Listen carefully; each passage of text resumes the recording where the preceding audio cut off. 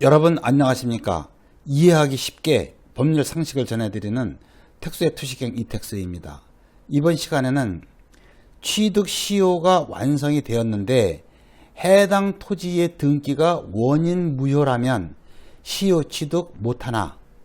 라는 주제로 말씀 올리겠습니다. 우선 구독, 좋아요, 알림 설정 부탁드립니다. 이해를 돕기 위해서 등기에는 공신력이 없다 라는 말씀을 먼저 드려야 할 것 같습니다. 등기부에 소유자로 등재되어 있으면 법률상 소유자로 추정이 되지요. 이를 등기의 추정력이라고 합니다. 우리는 이 등기의 추정력을 믿고 등기부상 소유자를 진실한 소유자로 알고 그와 매매, 임대차 등 모든 거래를 합니다. 그런데 누군가가 이전 등기에 필요한 서류를 위조해서 자신 명의로 불법으로 이전 등기를 하는 경우가 있지요. 그와 같이 불법으로 등기한 사실이 밝혀지면 그 위조범이 형사처벌을 받게 되는 것과 무관하게 그 범인에게 이전된 등기는 원인 무효의 등기가 됩니다. 그리하여 진정한 권리자가 말소를 청구하면 그 이전 등기는 말소가 되는 게 현재 우리 민법의 기본 원칙입니다. 그런데 통상 위조범은 자신 명의로 이전 등기를 한 후 곧바로 다른 사람에게 매도하여 돈을 챙기는데 위조범으로부터 다시 그 부동산을 아무것도 모르고 매수한 그 선의의 매수인은 현행 우리나라 법 제도 하에서는 전혀 무방비 상태입니다. 즉 위조범이 불법으로 등기한 것을 토대로 그로부터 이전 등기를 한 것이라는 이유로 위조범 명의의 등기가 말소가 되면 그 이후 선의의 매수인 앞으로 이전된 등기까지 모조리 원인 무효의 등기가 됩니다. 선의의 매수인이 그 부동산을 매수하기 위하여 근저당을 설정하고 대출을 받았을 경우에 그 근저당 설정 등기도 불법 등기에 기초하여 이루어진 것이다 라는 이유로 원인 무효의 등기가 됩니다.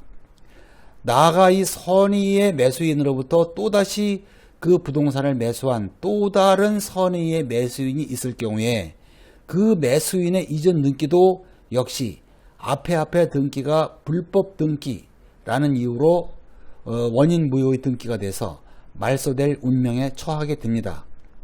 저는 40년 가까이 변호사로 활동하면서 이와 같이 등기부 믿고 거래를 했다가 앞에 등기가 원인 무효로 되는 바람에 재산을 빼앗겨서 평생 회복할 수 없는 불능 상태에 빠진 분을 꽤 많이 경험했습니다. 결국 등기부의 기재도 믿을 수 없다는 말이 되지요. 이러한 현상을 법률가들은 등기에는 공신력이 없다라고 표현합니다. 그러나 이 원인 무효 등기 이어서 말소될 운명에 있다고 하더라도 예외적으로 살아나서 말소되지 않는 경우가 있습니다.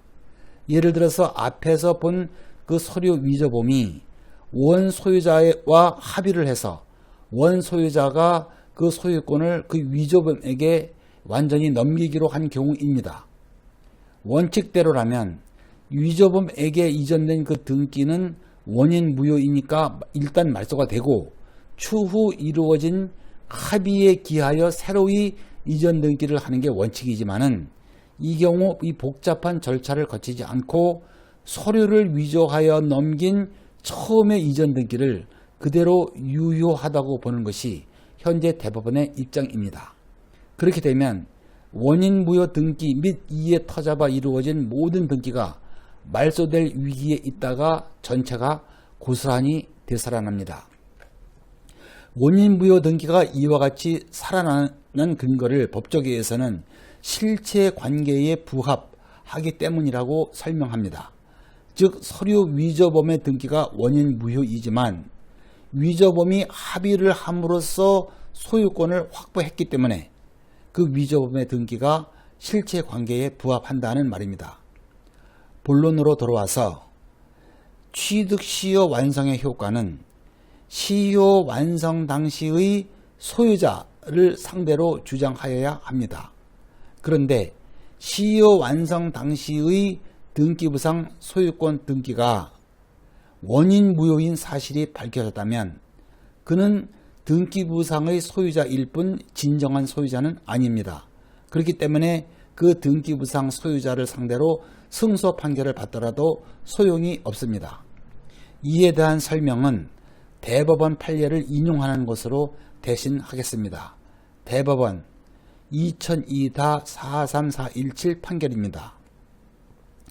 점유 취득 시효 완성을 원인으로 한 소유권 이전 등기 청구는 시효 완성 당시의 소유자를 상대로 하여야 하므로 시효 완성 당시의 소유권 보존 등기 또는 이전 등기가 무효라면 원칙적으로 그 등기 명의인은 시효 취득을 원인으로 한 소유권 이전 등기 청구의 상대방이 될 수가 없고, 이 경우 시효 취득자는 진정한 소유자를 대위하여 그 무효 등기의 말소를 구하고 다시 진정한 소유자를 상대로 취득 시효 완성을 이유로 한 소유권 이전 등기를 구하여야 한다 라고 판결을 했고, 이 이론은 현재 일반화된 이론입니다.